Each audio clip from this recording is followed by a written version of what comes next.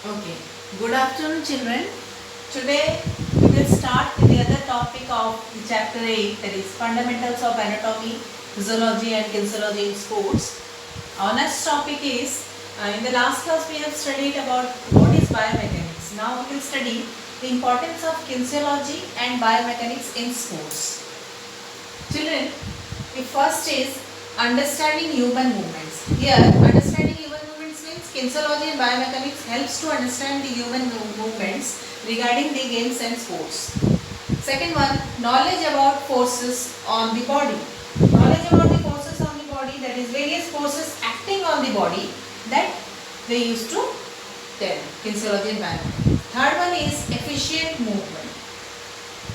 It provides knowledge to perform efficiently movement as it helps to develop good skills. Fourth one is correct movement. Here correct movement, it helps to correct the fault movement, thus movement is effective and very efficient.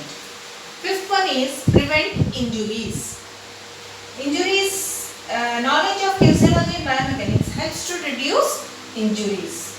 Moreover, prevents the causes of injury through movement. Next is improves performance. Here, improving performance is of the individual to develop good techniques and training methods. Guidelines, safety principle. Guides safety principles. Here, guiding the safety principles regarding the prevention of injuries. Next, helps in research work. It also helps in research work. Direct scientific approach is being done through kinesiology and biomechanics in sports, and it also helps in developing new equipment. New equipment means develops new equipments and tools for helping the human movements. The next is improves training techniques. Improves training techniques here means the improvement of kinesiology and biomechanics helps in improving training techniques. Then creates confidence. Creates confidence, scientific knowledge and kinesiology and biomechanics helps to create confidence. Thus, person is motivated in sports. Okay, students, now the next topic is skeletal system. It's very important because it supports our body and helps in all the activities.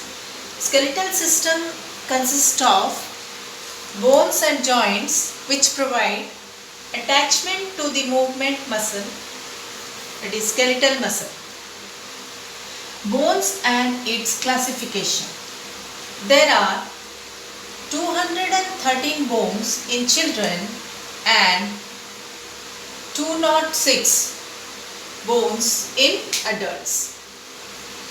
Bones provide support and protection to the delicate organs of our body. Some bones act as lever in our body. Bones are differ in shape and size. This system can be divided into two parts. First one is axial skeleton and second one is appendicular skeleton. In axial skeleton we have skull, 28 bones, then sternum, 1 bone, then ribs, 24 bones, hyoid bone, 1, then vertebral column, 26 in adults and 33 in children.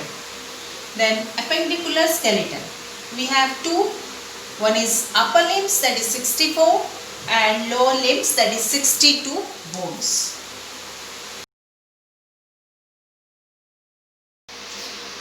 Now, bone is divided into three parts, that is head, shaft, tail or end. Femur bone present in thigh is the longest bone and stapes present in ear is the smallest bone. Bones are the hardest connective tissues forming the skeleton. Like other connective tissues, it is also made up of matrix. Long bones are usually hollow, containing bone marrow in it. Bones are classified as long bones, short bones, flat bones, irregular bones, sesamoid bones and cartilaginous bones. First one is long bones. They are long and wide. They act as lever. They have long shaft and they are found in legs and arms like femur and humerus bones. Short bones. They are short in size and cube shaped. They are found in wrist and phalanges. Flat bones. Flat bones have broad surface. They mostly protect our organs and gives attachment to muscles like sternum, scapula, etc. Irregular bones. These bones have irregular shape like vertebra, skull, etc. Sesamoid bones. These bones are embedded in tendons. They hold the tendons like patella. Last one is cartilaginous bones. These bones are flexible and soft. They are found in ear and nose.